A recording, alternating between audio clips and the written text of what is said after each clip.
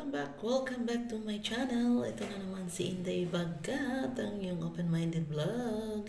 Natabatchoy at ang daming pimples natin ngayon. Hindi mawala sa filter itong mga pimples. Super stress ang buhay kaya ang daming pimples. So, hayaan nyo na yung pimples ko na dyan kasi hindi out of topic tayo. So, for today's topic ay ilang minuto ba at dapat na matapos or kailangang maanuhan si Dudong o si Inday. So, kung ikaw po ay hindi open-minded, kung ikaw po ay walang jowa, walang karelasyon, huwag ka na pong manood sa video na to dahil alam kong hindi ka makaka-relate. Diba? So, sa mga bukas ang isipan dyan, ay manood na po kayo. So, mga Dudong, mga Inday, ang ana-ana, no? Ang pag-ana-ana, no? So, mga 30 minutes po ang tinatawag nating role playing. Kasali na yung mga pagilok-gilok dyan, mga pampakilig dyan, mga pampapaagas-agas dyan. Alam mo yung agas, yung pampa-watery-watery dyan. Yan po yung tinatawag nating role play. So, 30 minutes ang pinakamatagal po na yan. Pero, kung kayo po ay compatible talaga, kung kayo po ay lalo na tinatawag nating quickie, minadalian lamang. So, in just 5 minutes, matatapos po yan. Yes, in just 5 minutes, ganun kabilis. Ang sa mga lalaki naman, mga Dudong, kailangan po in just 1 minute, nakaano na yan sila, nakalabas na, no? Naanuhan na, no? Nalabasan na ba, no?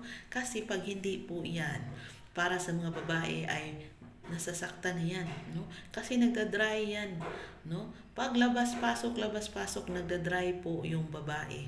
At pag nagda-dry po yung babae, hindi na po niya mafe-feel kung gaano yung ano niyan sensation. Ang mafe-feel niya lang po ay mahapdi at makirot kasi nga naubusan na siya, no? So, hindi po pwedeng sobrang tagal, no? Kaya in just 1 minute, kailangang natapos na. Ganun po kabilis pag naglabing-labing. Hindi po pwedeng lumampas ka ng 1 oras, no?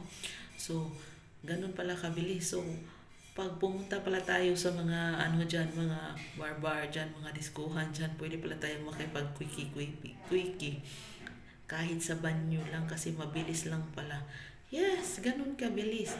Kaya sa mga may jowa dyan, may karelasyon, kailangan bantayan nyo yung mga, alam nyo na yung kapartner ninyo na hindi natin mapagkatiwalaan. Kailangan bantayan kasi napaka-quickie, napakabilis lang yan. In just 1 minute, kailangan sa bug na. Kailangan boom, andun na, no? So, kung ayun talaga sa scientific talaga, kailangan talaga na sadyang ilabas na yan. Sobrang tagal na po talaga yung 30 minutes na pag ninyo yan, no? So, ang bilis lang pala.